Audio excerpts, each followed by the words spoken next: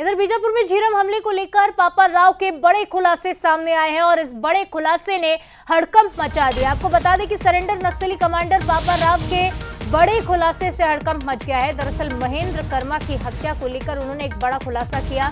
महेंद्र कर्मा नक्सलियों के टारगेट पर थे, ये पापा राव ने कबूल किया है। महेंद्र कर्मा के सुकमा से आने की जानकारी नक्सलियों को लगी और उसके बाद ही उन्होंने ये प्लानिंग की। सूचना मिलने के बाद आनन फानन में ये नक्सली जुटे, प्लानिंग की। ओडिशा के नक्सली भी झीरम हमले में शामिल हुए। बाहर से नक्सली नहीं बुलाए पर वो आ गए थे, ऐसा पापा राव ने बताया। आपको बता दें कि न सिर्फ छत्तीसगढ़ के बल्कि ओडिशा के नक्सली भी इसमें शामिल थे। ये खुलासा किया है पापा राव ने, हालांकि उन्हें बुलाया नहीं गया था। तो इस पूरे मामले में आपको बता दें कि 25 मई 2013 का वो काला दिन, जिसे कांग्रेस क्या छत्तीसगढ़ भी कभी नहीं भूलना चाहेगा। उस काले दिन पर कई कांग्रेस नेताओं ने अपनी जान गंवाई थी, जिसमें टारगेट पर थे महेंद्र कर्मा। महेंद्र कर्मा को रमन सिंह के कैबिनेट का 14वां मंत्री कहा जाता था। सलवा जुड़ुम जैसे अभियान में उनकी सबसे अहम भूमिका रही। सलवा जुड़ुम में खास ऑफिसर्स बनाया गया, आम लोगों के हाथ में हथियार थमाए गए ताकि वो नक्सलियों के चंगुल में ना फंसे, उनकी विचारधारा में ना फंसे और खुद की लड़ाई खुद लड़े। और इसके बाद से ही नक्सलियों ने अपना प्रहार और तेज किया। सलवा जुड़ुम के चलते जो आम लोगों में, आदिवासियों में उनकी पकड़ थी, वो कमजोर होती जा रही थी, जिसके बाद महेंद्र कर्मा को टारगेट पर लिया गया। 2005 से सलवा जुड़ुम की शुरुआत हुई, लेकिन 2013 आते आते महेंद्र कर्मा को टारगेट पर लिया गया और कांग्रेस के नंद कुमार पटेल समेत कई नेताओं को निशाने पर लेकर उन्हें बेरहमी से मार दिया गया।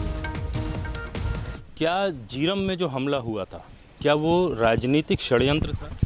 लेकिन राजनीतिक षड्यंत्र, लेकिन वो महेंद्र कर्मा उनको टारगेट था। सलवा जुड़ुम का अध्यक्ष था, उनको मारवा देना कैसे करके वो समय वो मौका मिला, वो हमला किया उनका ऊपर। अच्छा, तो ये राजनीतिक षड्यंत्र था, ये बोल सकते हैं हम? राजनीतिक षड्यंत्र, लेकिन उनको मार देना कर्मा को। इकलौता टारगेट महेंद्र कर्मा था? महेंद्र कर्मा थी। तो ये पहले से सोची समझी हुई घटना थी या फिर अचानक नक्सलियों को मिल गए थे? ओ मिल गया, मैं सुकमा से आ रहा है, कुंटा से आ रहा है करके हम मेरे को समाचार मिल रहे थे। झीरम हमले को अंजाम देने के लिए क्या दूसरे राज्य ओडिशा, आंध्र से भी नक्सली बुलाए गए थे? नहीं बुलाया, लेकिन वो लोग की इधर आए, वो लोग भी शामिल हो गया वो हमला में। और से तो सरेंडर कर चुके नक्सली पापा राव को आप सुन रहे थे। एक्सक्लूसिव बातचीत हमारे सहयोगी रजत वाजपेयी ने उनसे की। लेकिन ये झीरम कांड, जिसकी चर्चा अब तक होती है 2013 के बाद से, 13 साल लगभग बीत चुके हैं, वो था क्या? चलिए एक नजर उस पर भी डाल लेते हैं कि झीरम कांड में क्या कुछ हुआ। क्या है झीरम घाटी कांड? 25 मई 2013 का वो दिन जब झीरम घाटी में हमला हुआ।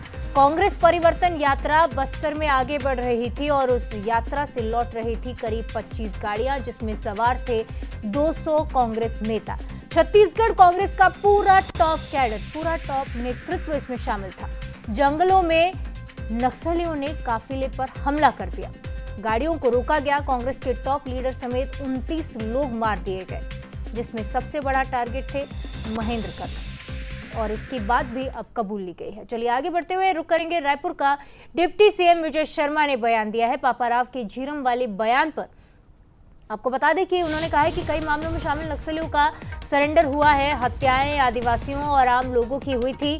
झीरम, ताड़मेटला और टेकल गुड़म का जिक्र भी उन्होंने किया है। सभी एक ही थाली के चट्टे बट्टे हैं। डिप्टी सीएम ने क्या कुछ कहा इस पूरे मसले पर, आपको सुनवाते। अनेक ऐसे नक्सलियों ने पुनर्वास किया है जो विभिन्न प्रकरणों में थे। यहाँ तक झीरम वाले में भी थे, ताड़मेटला का विषय हो, टेकलगुड़ेम का विषय हो। आज जब मैं आपसे बात कर रहा हूँ तो आज ही का दिन था जब टेकलगुड़ेम की घटना हुई थी। बहुत सारे लोग हैं, बहुत सारी बातें सामने आ रही हैं और नृशंस हत्याएं, समूह में हत्याएं आदिवासियों की भी और आम लोगों की भी इन लोगों ने की है। तो सभी एक ही थैली के छट्टे बट्टे।